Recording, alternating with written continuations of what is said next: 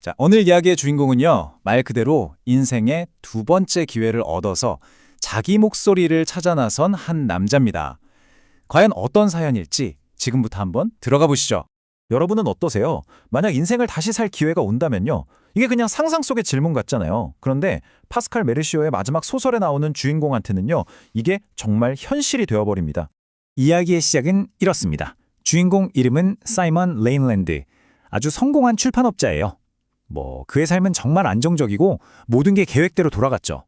평생을 다른 작가들의 글, 그들의 언어를 세상에 알리는 일에 바쳐온 사람입니다. 그런데 어느 날 정말 청천벽력 같은 소식을 듣게 됩니다. 바로 시한부 선고예요. 악성 뇌종양. 살 날이 이제 몇 달밖에 남지 않았다는 거죠. 그때부터 인생의 시계가 미친 듯이 빨리 가기 시작하는 겁니다. 그동안 당연하게 여겼던 모든 것들을 완전히 다른 시각으로 보게 된 거죠. 그 시간이 정확히 77일이었습니다. 77일 동안 그는 매일매일 죽음이라는 이 무거운 사형 선고를 짊어지고 살았던 거예요. 그런데 정말 영화 같은 반전이 일어납니다. 그 진단이 실수였다는 게 밝혀져요. 뇌스캔 사진이 다른 사람 거랑 뒤바뀌었던 겁니다. 자, 여기서부터가 진짜 이야기의 시작이에요. 한번 생각해 보세요. 죽었다가 살아난 거나 마찬가지잖아요? 그럼 이제 어떻게 다시 살아야 할까요? 어떻게 다시 시작할 수 있을까요? 네, 바로 이 어처구니 없는 실수가 그의 인생을 통째로 바꿔놓는 계기가 됩니다. 레일랜드는 평생 이렇게 믿고 살았어요. 모든 것은 이름이 불리고 이야기된 후에야 실제로 존재한다. 이게 무슨 말이냐면요. 그는 출판업자이자 번역가였잖아요. 그러니까 항상 다른 사람의 언어, 다른 사람의 이야기를 통해서 세상을 보고 이해했던 거죠. 자기 자신의 이야기가 아니라요. 이걸 보면 차이가 확 드러나죠. 번역가는 다른 사람한테 목소리를 빌려주고 다른 사람의 이야기 속에 사는 사람이잖아요. 이미 그려진 지도를 따라가는 것과 같아요. 그런데 작가는요? 정반대죠. 자기 목소리를 내고 자기 이야기를 만들고 스스로 지도를 그려나가는 사람입니다. 바로 이 죽음의 위기가 그를 번역가에서 작가로, 세상을 그저 따라가던 사람에서 스스로 세상을 만들어가는 사람으로 탈바꿈시킨 겁니다. 자, 그래서 주요한 건 이럽니다. 이 두 번째 인생이라는 선물이 어떻게 그가 평생 존재조차 몰랐던 자기만의 목소리를 찾게 만들었을까? 그 과정을 한번 따라가 보죠. 그는 아주 구체적인 단계들을 밟아 나갑니다. 첫 번째, 재평가. 먼저 죽은 아내에게 물려받았던 자신의 과거와도 같았던 출판사를 팔아버립니다. 두 번째는 성찰의 시간이에요. 세상을 떠난 아내에게 편지를 쓰기 시작해요. 자기 삶을 돌아보고 정리하는 거죠. 그리고 마침내 세 번째 단계, 창조에 이릅니다. 드디어 책상에 앉아서 자기만의 소설을 쓰기 시작하는 거예요. 말 그대로 예전의 삶을 완전히 부수고 단어 하나하나를 벽돌처럼 쌓아서 새로운 인생을 짓기 시작한 겁니다.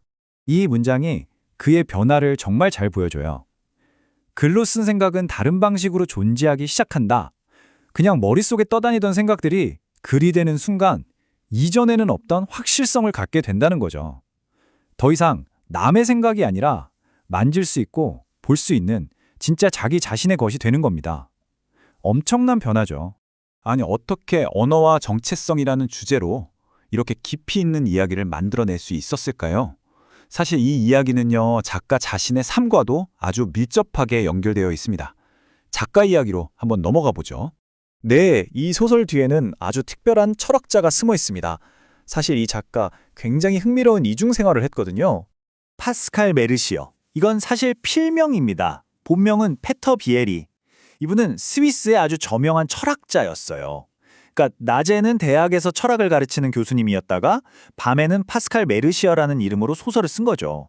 자신의 그 깊은 철학적인 고민들을 사람들이 쉽게 빠져들 수 있는 흥미진진한 이야기로 풀어낸 겁니다. 메르시어 소설을 관통하는 아주 중요한 주제가 바로 이거예요. 멀쩡하게 잘 살던 사람의 안정적인 삶이 어느 날 갑자기 무너지고 그 일을 계기로 진짜 나를 찾아 떠나는 이야기. 이 주제 어디서 많이 들어본 것 같지 않으세요? 맞습니다. 그의 가장 유명한 대표작에서도 이 주제가 그대로 드러나죠. 자, 그의 대표작 리스본행 야간열차와 이 소설 언어의 무게를 한번 비교해 볼까요? 주인공들 보세요. 한 명은 안정적인 교사, 또 한 명은 안정적인 출판업자. 아주 비슷하죠?